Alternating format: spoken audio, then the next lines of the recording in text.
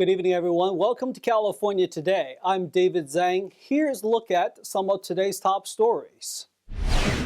California is suing a school district over its policy revolving around gender identity, but critics say it would threaten the students' well-being. A controversial state bill now hangs in limbo. It will prevent school boards from banning certain books, but critics call the move an overreach of power. Law enforcement have arrested 4 people in connection to smash and grab thefts. The suspects are accused of being part of organized theft rings. California's Attorney General sued a Southern California school district Monday over its new policy requiring schools to notify parents if their child identifies as a gender different from their birth. It is the latest blow in the battle between a handful of school districts and the state over the rights of trans kids and their parents. Attorney General Rob Bonta sued the Chino Valley Unified School District on Monday for requiring parents to be notified if their kids change gender identification. He alleges that the district will forcibly out transgender students and threaten their well-being. But the district's board president and supporters say parents have the right to know the decisions their children are making in schools. It violates California's Equal Protection Clause, and it violates California's constitutionally protected right to privacy. Bonta is seeking a court order to immediately block the policy in Chino Valley, which requires schools to notify parents within 3 days if employees become aware a student is asking to be treated as a gender other than the one listed in official records. NTD reached out to the Chino Valley Unified School District for a comment, but didn't hear back by airtime. A couple of nearby districts have adopted similar policies, and at least one more is considering doing so. The moves have sparked fierce debates at local school board meetings amid an intense national conversation over transgender rights. Outside of Bonta's office, a group of about 30 parents and proponents of parental notification policies gathered Monday afternoon to announce a campaign for 3 proposed ballot initiatives for voters in November 2024. The first initiative is called Schools Transparency and Partnership Act. Let's return parents to their rightful position as parenting their children. We don't want schools hiding secrets from parents that their child is gender questioning or gender confused, and we don't want schools taking medical interventions by socially transitioning our kids without our consent. The other 2 measures would require schools to ban trans students from participating in girls' sports and ban gender-affirming surgeries for minors. California law requires children to get parental consent before undergoing gender-affirming surgeries. Bonta's office has about 2 months to write summaries for the measures before the group can start collecting signatures needed to place them on the ballot. In an email sent later to NTD, a spokesperson for the Chino Valley Unified School District said parent notification policy does protect transgender students and takes their safety seriously. If staff believes a student is in danger or being abused at home, they would not notify parents, but would turn to appropriate agencies for investigation. A controversial state bill hangs in limbo. The bill would prohibit school boards from excluding books that contain diverse perspectives, including critical race theory and gender ideology. But critics say the bill is an overreach of power by state lawmakers. The State Senate Appropriations Committee voted unanimously on August 21st to place Assembly Bill 1078 on the suspense file. This is a hold for bills that require a significant fiscal expense. The committee will re-evaluate suspense bills on September 1st. According to Senate guidelines, bills kept on suspense are effectively killed. Introduced in February by Assemblyman Corey Jackson, AB 1078 would ban school boards from excluding books due to topics related to race, ethnicity, gender, and sexual orientation. To exclude a book for any other reason, the bill requires a 2/3 supermajority vote by a school board. In a July 5th State Senate Education Committee hearing, Jackson said the purpose of the bill was to address some school boards that are voting to remove books. He said, quote, These book bans deny students their right to access a broad range of stories and perspectives, and they create restrictions on teaching and learning. However, during the Monday appropriations hearing, Chino Valley Unified Trustee Sonia Shaw, along with Temecula Valley Unified Trustee Jennifer Wiersma, spoke in opposition to the bill. Shaw called the bill a, quote, blatant overreach and undermines the power of local school boards and disenfranchises the voters. Wiersma additionally raised concerns that the bill would put school boards at legal risk, possibly by parents, if they are not able to remove inappropriate books and materials.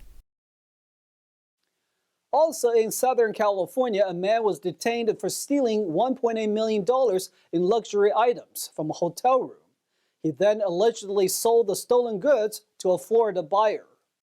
The victims were from Brazil and staying at the Peninsula Beverly Hills Hotel in California for a fashion event. They said they didn't know the suspect, Jobson Marangoni de Castro. De Castro took an Uber to the hotel and allegedly tricked the hotel staff into giving him a key to the victim's room. He made multiple Uber trips to the hotel and also charged the food to the victim's room account when he ate at the hotel bar. Authorities say he messaged a buyer for the stolen goods over Instagram. The buyer's store was located in Miami, and De Castro allegedly brought the stolen items there.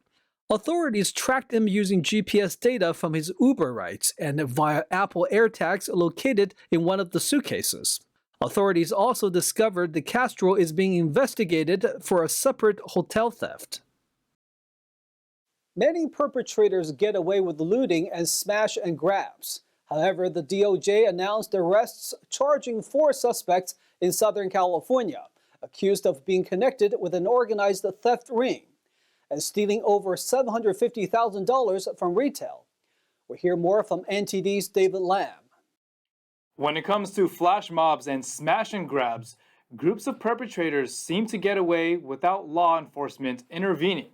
But in a turn of events, 4 suspects are accused of being members of an organized retail theft ring that planned the attacks and burglaries at a Burberry, a Nordstrom, and a Yves Saint Laurent in Los Angeles and Riverside counties.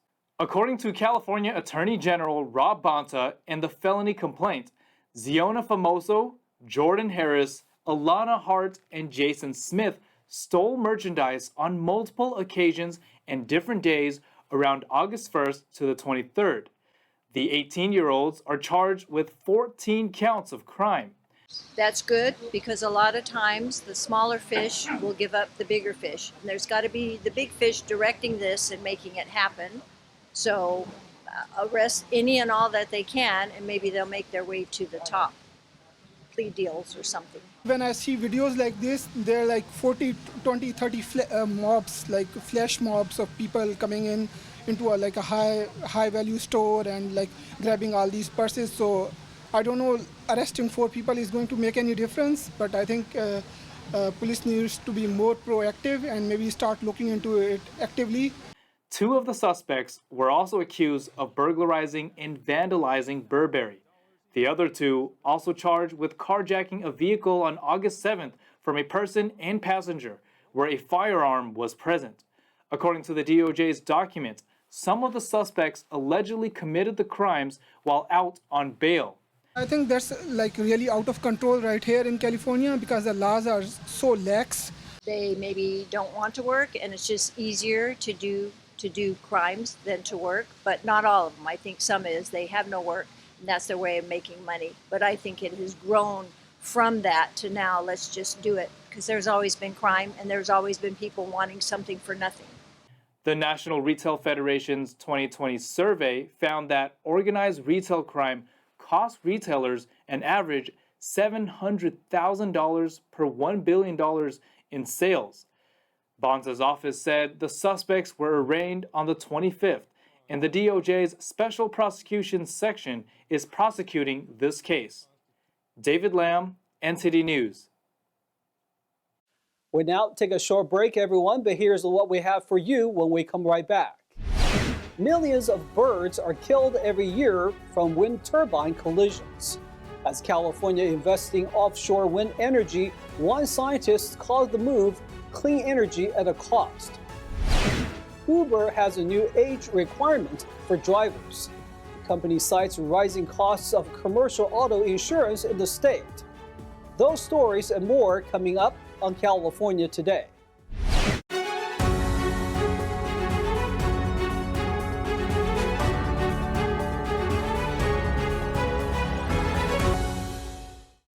Welcome back to California Today, everybody. I'm your host, David Zhang.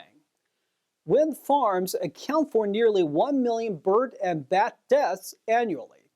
An ecologist shared his concern about the hidden costs to ecosystems, especially given California's plan to expand acreage and add massive offshore installations with untested technologies. NTD's Stephanie SoCal reports. Studies report that up to 1 million birds and 1 million bats lose their lives every year due to collisions with wind turbine blades on wind farms. I've seen videos of vultures soaring around a turbine and getting smacked. So, which species do you want to say, this one's okay, this one's not? I'd rather not have any go down. But scientists like Jim Steele say the concern for birds now grow as California invests more in wind energy. I can tell you from California, where we have maybe 3 main passes where they put all the wind farms because that's where the winds get funneled through and amplified. And now they're pushing to put wind turbines offshore. According to the California Energy Commission, the state's aggressive zero-carbon emission goals include generating 25 gigawatts of offshore wind energy by 2045. Now, groups like American Bird Conservancy and experts in wind energy are working to make it safer for birds. One idea is to use turbines without blades. They're aware of these problems, but it keeps getting pushed because it looks like, this is clean energy. But it's clean energy at a cost. Most of the wind turbines causing problems are in certain states like Texas, Oklahoma, and Iowa. Both birds and bats often travel along the same path when they migrate. Steele adds that this loss affects various species differently, with some birds having slower breeding rates, making recovery difficult. And these wind farms are not helping us. They're making it worse. They're making the accumulation and mortality worse. So, it doesn't get that kind of attention because people want to blame other things for extinction crisis, but they won't take credit for their participation in why that is happening. And I think wind farms are part of that. He says every year approximately 60 million birds collide with wind turbines, power lines, or get hurt by electricity. In the last 50 years, 3 billion have died from turbine collisions. Stephanie SoCal, NTD News, Los Angeles. During challenging times, a well-known insurance company made headlines this week as it plans to lay off thousands of its employees. NTD's Christina Corona tells us more. California-based Farmers Insurance said they are laying off 11% of its workforce, or 2,400 employees, Monday, in an attempt to restructure itself for long-term growth. The job cuts are across all areas of the company. According to the Associated Press, Monday was the last working day at the company for most employees impacted by the layoffs. Raul Vargas, the president and chief executive officer of Farmers Group, Inc., said, "Given the existing conditions of the insurance industry and the impact they are having on our business, we need to take decisive actions today to better position farmers for future success." He goes on to say, "Decisions like these are never easy, and we are committed to doing our best to support those impacted by these changes in the days and weeks to come." Last month, Farmers Insurance announced its plan to halt the offering of policies in Florida, saying in a statement the decision was necessary to manage the risk exposure in the hurricane-prone state. Farmers Insurance has also restricted the issuance of new homeowners insurance policies in California due to high costs and wildfire risks. State Farm and Allstate have also implemented comparable adjustments within the state. The layoffs come after T-Mobile and CVS also announced thousands of job cuts this month. Christina Corona, NTD News, California. A prominent state Senate leader has announced that she will be stepping down. She will not seek re-election as her term limits expire. Senate President pro tempore Toni Atkins, a Democrat from San Diego, announced on Monday she is stepping down. Her position will be transferred to Senator Mike McGuire, a Democrat from Healdsburg. In a statement, she said, "I am confident that this will be a seamless transition and that Senator McGuire will continue to guide the Senate and California down a path of success." Atkins has served as pro tem since 2018 and was the first woman to hold the position and the first person in 150 years to serve as both pro tem and Assembly Speaker. She is also the first openly gay person to lead the legislature. Senator McGuire, who was elected to the Senate in 2014, has served as Majority Leader since 2022. He has contributed to several Democratic legislative victories, including the 2022 climate package and the infrastructure package negotiation with this year's state budget. Uber has increased the age requirement to drive customers. Starting Thursday, drivers under 25 trying to sign up with Uber will receive an email explaining the new policy. Uber raised the minimum age requirement for most of its new drivers in California to 25 on Thursday, under rules the company said are necessary because of the rising costs of commercial auto insurance in the state. The new rule applies only to drivers signing up to transport passengers with Uber's ride-hailing platform, and not for those delivering food with Uber Eats. Previously, people as young as 21 could sign up to drive customers, and the age limit for deliveries was 19. In a statement, the company said insurance rates for Uber's California drivers are significantly higher than for personal vehicles or taxi drivers. As a result of these lopsided requirements, personal injury attorneys have created a cottage industry specializing in suing rideshare platforms like ours, pushing Uber's California state-mandated commercial insurance costs to rise by more than 65% in just 2 years. By increasing the age requirement for new drivers to 25, they hope to ease the increasing costs. Those under 25 who activated their accounts prior to Wednesday can continue to drive for Uber. The minimum age is already 25 for those driving for Lyft, Uber's main competitor. Now let's check in with NTD's Tyler Castillo for our sports roundup.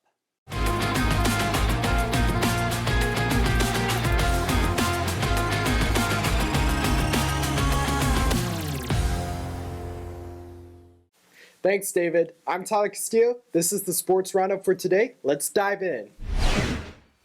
As we have covered yesterday of the Trey Lance trade to Dallas, we have gotten responses of the trade from officials around the league. Before we show these reactions, let us recap the timeline of the Trey Lance saga in the Bay.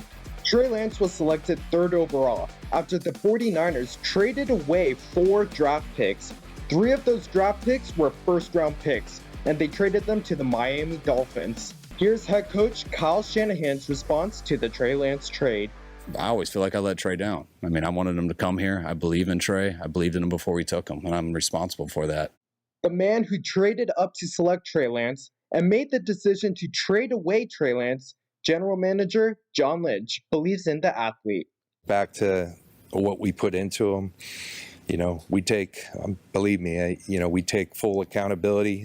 We own that. His story is very much unwritten. I've got a lot of belief in the kid, and think with his talent, with his work ethic, he's going to forge a nice, career in this thing. Lastly, Dak Prescott, quarterback for the Cowboys, gave this interesting response on his team acquiring another quarterback. To be honest with you, I'm not surprised by anything anymore. You've been in this league 8 years, been on this team. It's hard to say that I was surprised. I can't say that I necessarily expected it, no. I understand that that's business. I understand that they're probably on a timeline. They need to get something done. And as I said, he felt like that strengthened this team. And as I said, we're ready to welcome him. And the 49ers and the Dallas Cowboys do play this season on October 8th here in Santa Clara. It will be interesting to see if Dallas allows Trey Lance to play against the team that drafted him. And that was the Sports Roundup for today. I'm Tyler Castillo. Back to you, David. Thanks, Tyler. All right, everyone, that's all we've got for you tonight. We would like you to join us again on California Today every weekday at 8 p.m. Make sure to check out our broadcasts at ntd.com/California-today. You will find all of our top latest clips there, where they share with friends and family. Send us a message on Facebook, Twitter, Instagram, Genjing World, or through our email, california.today@ntd.com. If you'd like to share a news tip or let us know how we're doing, we'd love to hear from you. I'm David Zhang. Have a wonderful evening.